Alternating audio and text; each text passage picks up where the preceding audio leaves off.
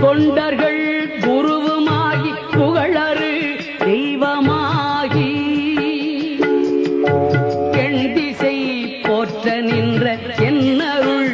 ஈசனான தென்திரள் சரவணத்தான் தினமும் என் சிரசை காக்க அண்டமாய் அவனியாகி அரியோனா பொருளதாகி தொண்டர்கள் குருவுமாகி புகழரு தெய்வமாகி